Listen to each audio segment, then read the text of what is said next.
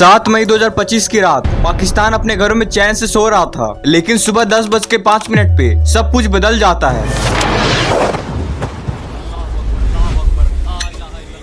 India ने एक साथ 9 जगह पे एयर स्ट्राइक लॉन्च कर दी। पाकिस्तान के अंदर ऑफिशियल रिपोर्ट के मुताबिक 70 से ज्यादा मिलिटेंट्स मारे गए और अब पाकिस्तान इसे एक्ट ऑफ वॉर कह रहा है। दोनों ही देश के पास न्यूक्लियर वेपन है, तो सवाल ये है, क्या पाकिस्तान बदला लेगा? 22 अप्रैल को कश्मीर में 4 टेररिस्ट ने बॉर्डर क्रॉस किया था और पहलगाम में टूरिस्ट पर फायरिंग कर दी थी। 26 लोग मारे गए थे। इस अटैक के बाद इंडिया भर में गुस्सा बढ़ गया। लोग सड़कों पर प्रोटेस्ट करने लगे। फिर इंडिया ने शांत रास्ता चुना, पाकिस्तान के साथ टैक्स रोक दिए और वो रिवर वाटर पैक भी फ्रीज कर दिए। जो इंडस रिवर का पानी पाकिस्तान में जाता था, पर पाकिस्तान ने भी धमकी दी, पानी रोका तो खून बहेगा। तभी हमारे पीएम मोदी जी ने आर्मी को फुल ग्रीन सिग्नल दिए। टारगेट चुनो, प्लान बनाओ और एक्शन लो। इंटेलिजेंस एजेंसी ने अपनी ट्रैकिंग शुरू कर दी। आर्मी बॉर्डर पर अपनी पोजीशन में आ गए। फाइटर जेट्स स्काई में ड्रिल्स करने लगे। वॉरशिप ने अपने पेट्रोलिंग तेजी कर दी। बॉर्डर के दोनों तरफ टेंशन हाई थी और सबको लग रहा था कुछ तो बड़ा होने वाला है। 7 मई की रात पाकिस्तान डार्क था। लोग अपने बेड्स में सो रहे थे, पर 10:05 पे इंडियन जेट अपने रनवे से टेक ऑफ करते हैं। टोटल 24 मिलिटेंट्स लॉन्च किए गए, 9 अलग अलग टेरर कैंप पे टारगेट करने के लिए। कुछ कैंप्स पीओके के पहाड़ों में थे, कुछ पंजाब के फार्मिंग एरिया में। मिसाइल्स ने अपने टारगेट को कुछ मिनटों में ही हिट किया।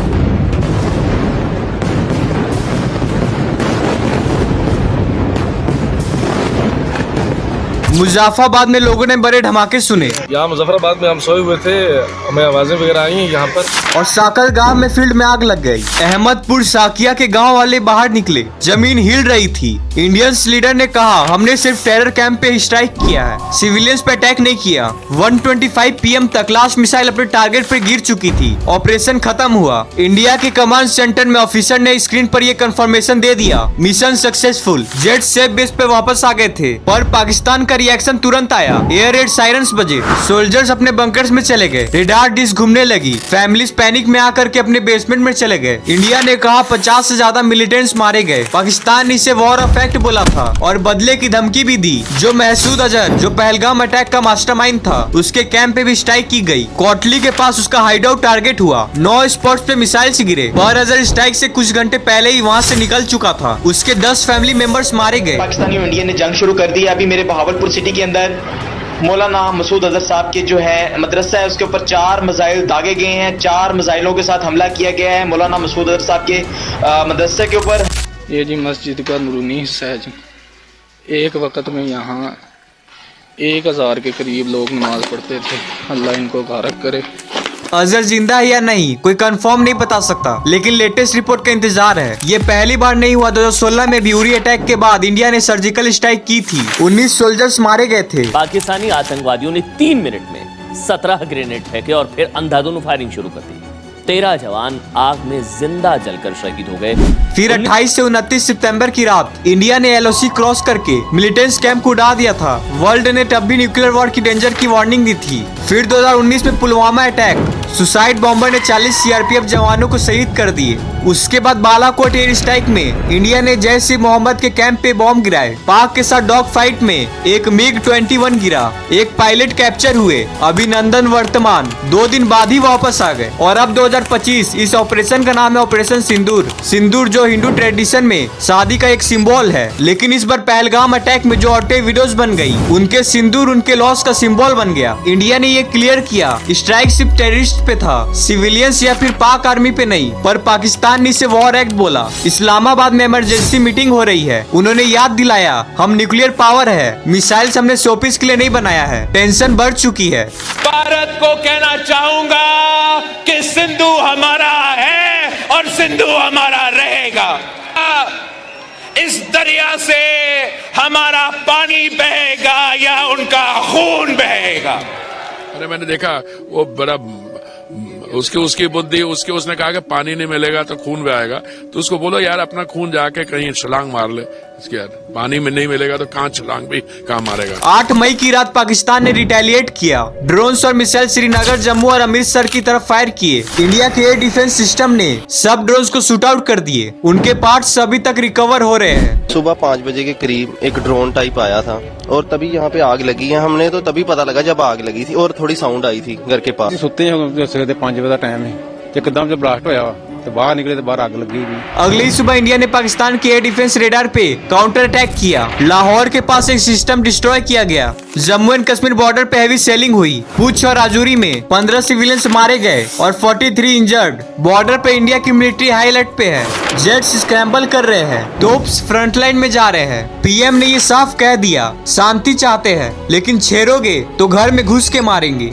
पहला, भारत पर आतंकी हमला हुआ तो मुंह तोड़ जवाब दिया जाएगा। हम अपने तरीके से अपनी शर्तों पर जवाब देकर रहेंगे। हर उस जगह जाकर कठोर कार्रवाई करेंगे जहां से आतंकी जड़ें निकलती हैं।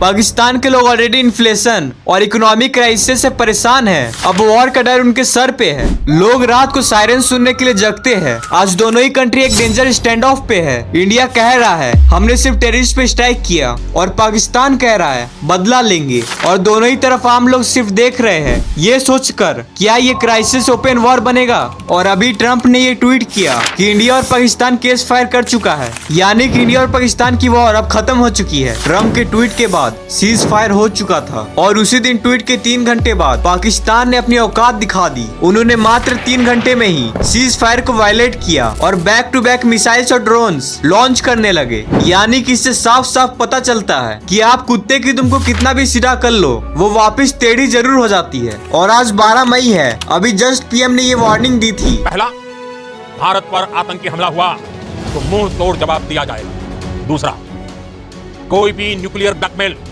भारत नहीं सहेगा।